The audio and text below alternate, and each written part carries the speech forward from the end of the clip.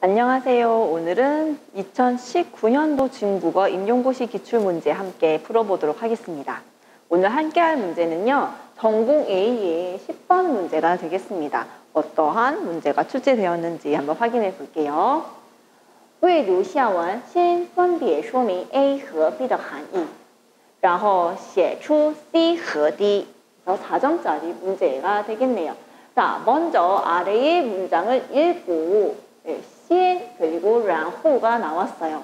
그러니까 여러분들이 이거를 따로따로 나눠서 작성을 답안 작성을 하셔야 되겠죠. 자, 먼저 각각 分别说明 구분을 하셔가지고 설명을 하셔야 됩니다. A 和 B 的含义 A와 B의 함의에 대해서 여러분들이 각각 구분해서 작성을 하셔야 되고요. 그다음에 然后写出 C 和 D C와 D 동그라미 아마 뭐 괄호든 뭐든 이렇게 나와 있을 거예요. 그것들을 여러분들이 채워서 넣는 그런 문제가 되겠습니다. 먼저 A와 B 이것들의 함의를 각각 여러분들이 A, B 구분해서 쓰셔야 되고 그리고 C 빈칸 확인하셨습니까? 그리고 D에 있는 이 빈칸들을 채워야 되겠다라고 생각을 하셔야 됩니다. 자, 먼저 A와 B에 해당되는 문제 함께 보시겠습니다. 지문에서 여러분들이 딱 읽으시자마자 이거 아는 거다 라는 그런 느낌이 올 수가 있어요. 먼저 1917년 신청년이란 잡지 기억나십니까? 그리고 호적에 문학 개량 추이가 등장했습니다. 굉장히 자주 출제되는 문항이기 때문에 여러분들이 이거 안다 뭐요? 84 그래서 이것을 보시자마자 첫 번째 이 항목부터 8번째 항목까지 머릿속에서 촉촉촉촉 뭔가 진행이 정리가 되는 그런 스스로를 발견하실 수도 있을 것 같네요. 자, 호적이 주장했던 이 빠시 8가지 뭐 해석 안 되는 것들에 대해서 쭉 이렇게 나열을 해봤습니다. 함께 하나씩 확인을 하고 넘어가도록 할게요. 자, 먼저 첫 번째 因为虚言之有物 말하는 데는 내용이 있어야 된다. 말하는 것은 뭐 문장을 쓰는 거 혹은 이렇게 이야기를 하는 거 다 포함을 할 수가 있겠죠. 다음 두 번째 二为不模仿古人 古人 옛날 사람이죠. 옛날 사람을 모방하지 않는다입니다. 옛날 문인들이 옛날에 좋은 표현들 같은 거를 모방해서 쓰는 거를 좋아했습니다. 그만큼 참신하지 않고 창의성이 부족한 그런 문장들이 많았는데요. 그렇게 하지 말자라는 겁니다. 三曰虚讲究文法 세 번째는 문법을 강구한다. 문법에 되도록 맞춰가지고 글을 쓰자라는 겁니다. 지나치게 격식을 따지고 형식을 따지다 보면은 뭐 내용을 잡는데도 문제가 있을 수 있지만은 글자 순서 같은 것도 문법에 맞지 않게 그 격식에 맞지 않게 이렇게 너무 형식에만 치시다 보면은 왔다리 갔다리 하면서 글자가 여기에 있어야 될 목적어가 뭐 다른 데로 옮겨간다던가 뭐 예를 들자면 현상들이 발생할 수 있어요. 그러면 그 문장을 보는 사람들은 이게 대체 무슨 말이지? 라고 읽는 데 있어서의 어려움을 느낄 수가 있겠죠. 그렇게 하지 말자라는 겁니다. 四曰不作无病之申明 병 없이 신음하지 말자. 예전에 그 중국 문인들이 쓰던 수많은 작품들에서 비애 정도에 대해서 막 토로를 하는 경우가 많은데요. 보면 요즘 이제 사람들이 봤을 때 이 정도 가지고 이거 엄살이 좀 심한데? 라고 느낄 만한 문장이 많다는 거예요. 그렇게 하지 말자는 것입니다. 五曰勿据滥调套语 진부한 상투어를 힘써서 없애야 된다라는 겁니다. 그러니까 좋은 표현들이 물론 많긴 하지만은 그것보다는 스스로의 마음을 잘 담아낼 수 있는 참신한 문장을 쓰자라는 그런 취지가 계속적으로 반복이 되고 있습니다. 6회 부용디엔 비슷한 맥락이에요. 정고를 쓰지 않는다. 정고라고 하면 옛날 사람들이 이제 뭐 썼던 문장이나 이제 쉽고 좋은 표현들 아니면 뭐 경전에 있던 그런 새길 만한 표현들 이런 것들을 자신의 문학 작품 안에 이제 막 갖다 쓰는 건데요. 어떻게 보면은 이 정보를 적절하게 잘 사용하면 그 사람의 문학적인 역량이 굉장히 이제 부각이 돼서 훌륭하다라는 그런 칭찬을 받을 수도 있지만 너무 많은 정보를 쓰다 보면은 너 똑똑한 건 알겠어 까지는 되지만 이게 대체 무슨 말이지? 라는 식으로 읽는 데 있어서의 많은 어려움을 주거나 아니면 대체 뭔가 글이 글러워지지 않는 그런 현상까지 발생할 수 있으니까 너무 많은 정보를 남용하면 안 되겠다. 되도록이면 정보를 피해야 된다라고 주장하는 겁니다. 다음, 시외, 부장, 뚜이장이라고 했습니다. 대장을 강구하지 않는다. 그러니까 시 같은 데서도 근체시 같은 경우 대장을 굉장히 중시하죠. 문장에도 변령문 같은 경우에 다룡문이라고도 하듯이 굉장히 그 글자 수라던가 그 형식적이면 대장을 강구하는 게 많았습니다. 대장을 강구하다 보면은 형식에 지나치게 치우쳐지게 되기 때문에 앞에서 열거를 했던 여러 가지 폐단이 나타날 가능성이 커진다는 거죠. 우리 문제 8회 보비, 소字, 수유, 속자 그리고 속어를 피하지 않는다. 기존 문인들의 입장에서 속자나 속어를 쓰는 거는 굉장히 어떻게 보면 천박하기도 할 만큼 안 좋게 느껴지는 그런 일이었어요. 근데 굳이 그렇게 할 필요가 없다. 왜?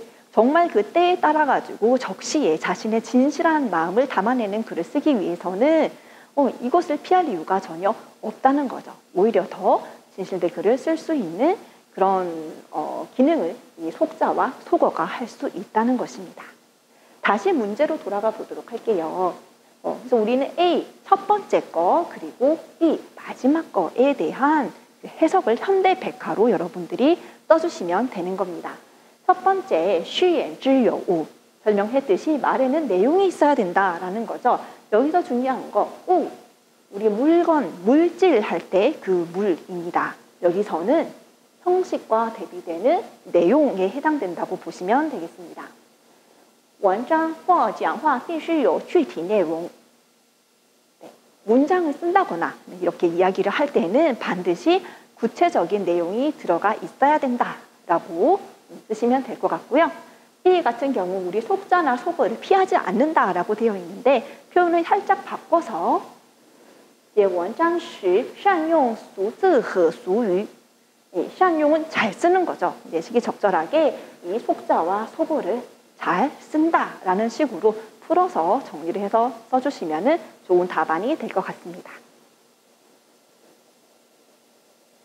자, 다음으로 우리 C와 D 함께 채워보도록 하겠습니다. 여러분들이 이런 문장을 쭉 보실 때요. 이거 처음부터 다 번역을 일일이 해야 될까라고 순간 당황스러워 한다거나 고민스러워하는 경우가 있을 텐데요. 문제 따라 정말 다르죠. 이 C와 D 같은 경우에도 앞에 봤던 그 A와 B를 서술을 하는 것처럼 이것도 전체적인 그런 문장을 다 읽으실 필요가 없습니다. 왜냐하면 첫 번째 전루쇼라는 사람이 나왔고요. 그리고 신청년, 방금도 등장했는데 또 나왔어요. 이 사람이 진덕수가 이 신청년에서 주장한 거 뭡니까? 답이 나옵니다. 바로 원슈의 그 민론에다가 산다주의. 그죠? 3대주의를 이 문학혁명론에서 주장을 했는데요. 거기에서 여기 보이는 이 빈칸을 채우시면 되는 문제죠. 자, 확인을 한번 해보실까요?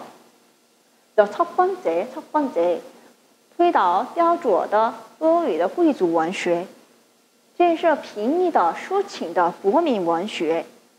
두 번째, 推导淳朴的铺张的古典文学，建设新鲜的历程的이 뭔지 머리에 지금 생각이 나시나요? 다음 세 번째입니다. 推导迂回的金色的山林文学，建设明了的通俗的이